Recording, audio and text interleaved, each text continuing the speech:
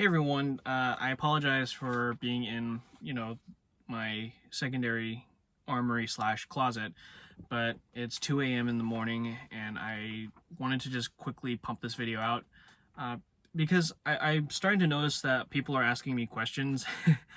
um, while I do comment on them, I don't think they see them and they just watch my videos. So I thought I do a ad hoc Q&A and also like status update uh, while I'm at it. So I only have 4 questions, and then after that I have a couple things I want to say. So first off, from Lethal Predator on my KWA video, he asked, why would you spend so much on airsoft when comparable real steel guns are cheaper?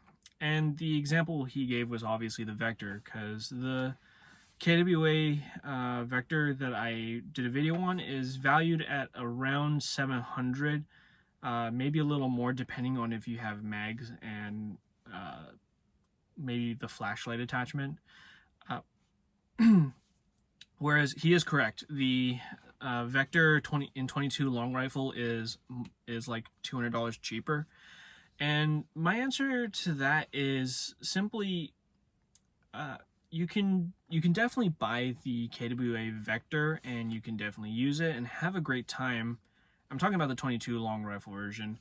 You can definitely have a great time with it, but shooting someone with that for fun is illegal. Unless you're a cop or in the military. And frankly, those guns, depending on how long that barrel length is, you're going to have to get it SBR'd and file a tax stamp, and that's even more expensive relatively. And whereas the KWA one, when you buy it, there's no background check you have to go through or something like that, depending on what state you live in.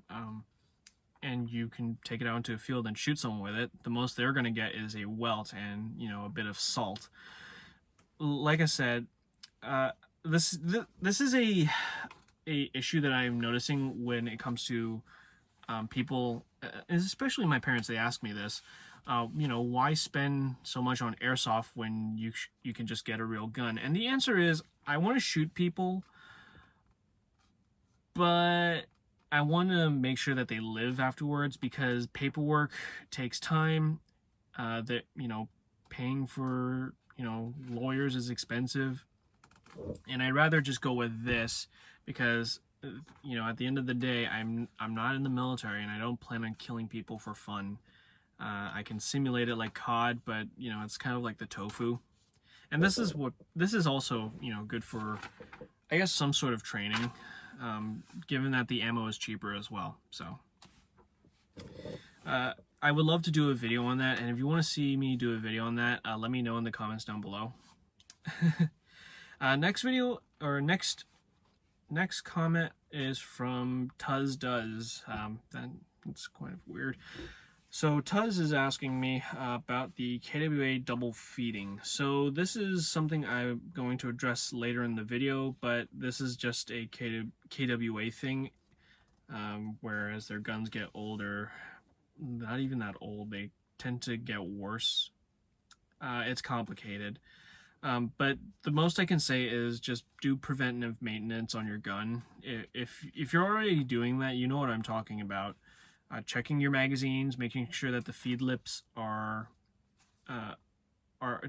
too worn down, checking your loading nozzle, making sure that isn't rounded or has a hook or is deformed in any sort of way. Checking all the parts, making sure everything looks good, everything's in spec. And that's pretty much it. That's all I can really say.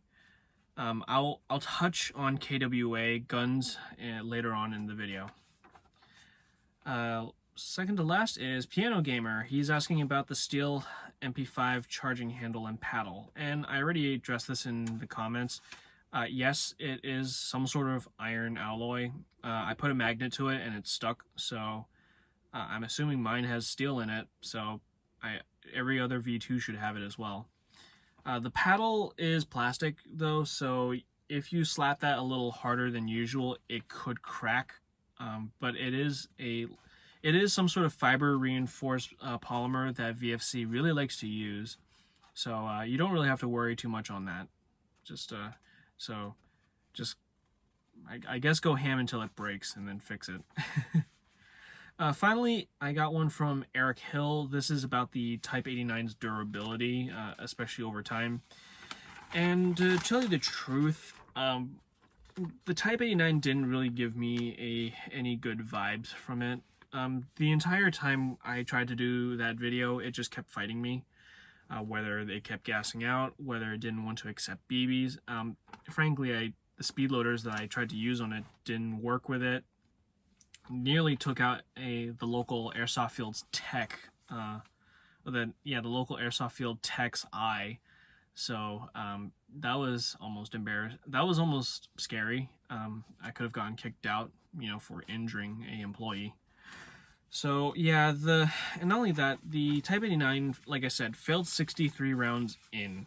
Now I don't actually do full round counts, over the lifespan of these guns, because I'm not that obsessive.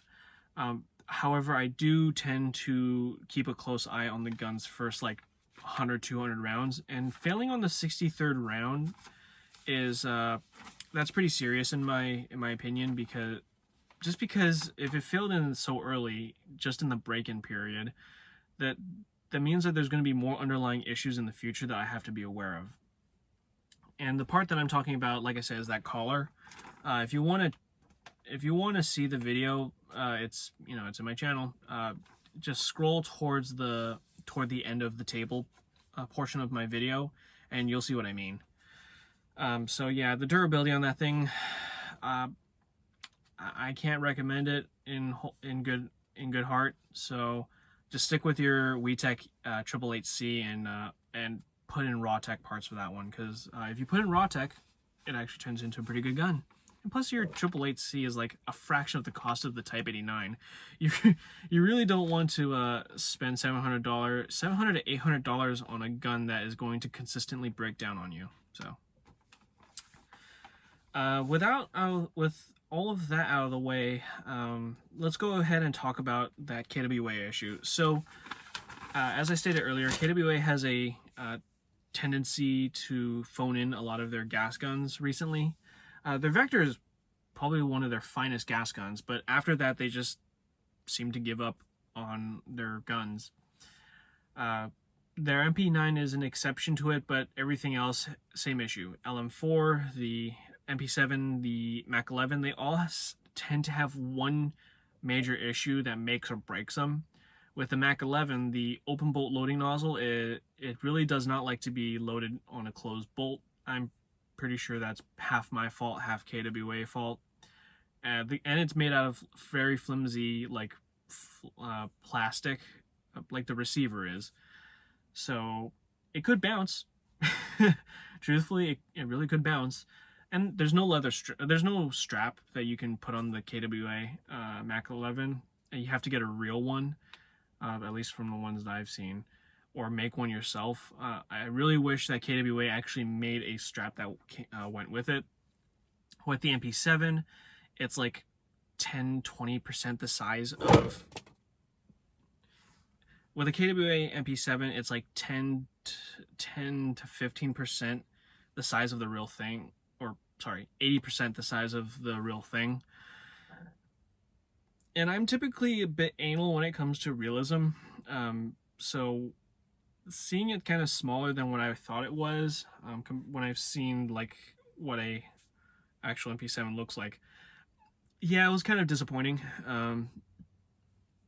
I really didn't like that small size, and not only that, because they downsized everything, the back grip kind of it really kind of pigeonholed my hand into it. And not only that, the performance on the gun it's all right. It's all right to kind of poor. I had double feeding issues. I can see the reason why the guns always have that infamous receiver crack that they're all really well known for, and why they're all so cheap on Hop Up and every single other airsoft market. And I'm not sure if I went over this in the MP7 video, but part of the reason why the guns have that cracking issue is, besides the fact that they're using just regular plastic and not the fiber reinforced polymer that VFC uses. Because they scaled the gun down, the the bolt doesn't have as much space to travel and decelerate enough to where the gun can handle the shock. So as such, all that excessive shock is being transferred into the metal end plate and then into its pins, and the pins are stronger than the receiver. And you can see where this is going. It causes undue stress on the receiver itself and causes the cracking. Fire rate on it is pretty good, and not only that, well, actually no, fire rate is good. However, it's kind of erratic sometimes. Again, part of this is the double feeding issue. When I'm firing in broad daylight, I can see the gun shoot 2 out at the same time, and I have seen it chew BBs, so that is something to be aware of. Another thing I want to also note is the gun's overall ergonomics is worse than I guess the real thing. Again, because instead of pushing the bolt release down like you should, you have to push it up. So that really sticks out in my mind. And not only that, the charging handle or the fire selector wobbles like quite. Well, I wouldn't say wobbled. There's a lot of play in it so that you can actually notice. There's like a 5 to 10 degree amount of play in the fire selector before moving into the next thing. So, and the LM4, I saw a couple videos where they gas out despite being like only a couple hundred rounds old.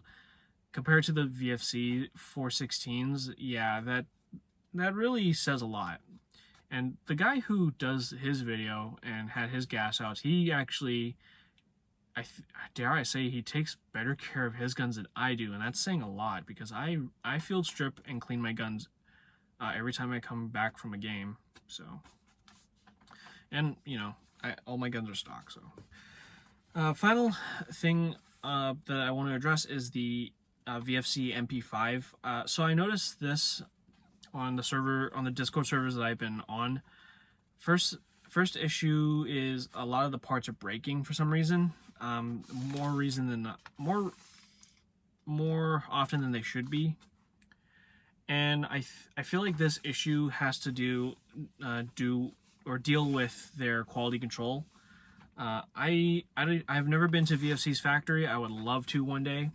I would like to see the quality control on it, because from what I'm seeing, the MP5 is having some really bad teething issues when it comes to QC. Because the issue that I'm seeing when a lot of people tell me that their guns are having issues, like with one of the comments in the VFC video, he told me that, you know, a lot of the gun's internal parts are breaking, including the charging, or including the bolt carrier, which I'm just like, huh, that's weird. Now, he could have a V1 version, because I guess some people didn't notice that there's a version 1 and version 2. So that's something to be aware of. But for all I know, he probably has a version 2 that has a broken, you know, bolt carrier group, which, you know, kind of surprises me because it's pretty chunky from what I've seen. And someone else had the end cap fly off on them, that sort of stuff. And at the end, and again, these are in the minority. From what I've seen, a lot of people are very much enjoying their guns. I have to say that it's just bad luck, in my opinion. It strikes all of us. Like my gun right here, while it looks nice, I'm still trying to deal with some issues on it. Like, for example, the roller pin holding in the bolt catch, it's gone, so I gotta get a new part for that. It's never going to be all sunshine and rainbows when you get a gas gun. They act just like real guns. They're going to be as needy as a real gun, and that's just something that you gotta, you know, something that you gotta accept when you buy one of these and, you know, pull the trigger. So yeah, the most I can say for those of you who are having issues with your gas MP5s, mainly for VFC, is to email their service center, let them know what parts are breaking. They also have a diagram. They have like complete diagrams on their website, and so list the parts that are breaking, give them photos, and you know, if it's catastrophic, they're more than likely going to send you a free part, or at least at discount. And the parts are pretty cheap anyways, and they're always supplying, they're always making new parts for even their old guns. My 416 is nearing like 2-3 years old, so and I'm still getting parts for it from VFC, so that's pretty impressive. And even KWA still provides parts for their vectors, so just contact the OEMs, and you know, and never contact the retailer when it comes to parts, because they're probably going to rip you off. Anyways, that's pretty much it on this video. Thank you for sticking around. It went a little longer than I was expecting. One final thing I want to say is Slide Bite is still, you know, chugging along like usual. If you guys have a certain gun that you want me to review, if you have certain questions, or if you want me to talk about any sort of anime, or if you want me to talk about anime, let me know in the comments down below. It really helps improve the channel, and I get to talk with you guys, and it's pretty fun. Fun not only learning, you know, externally, but learning from you guys. This has been generally a very pleasant learning experience, and I'm glad that I'm doing this as a hobby. So, with that out of the way, take care, and I'll see you in the next video.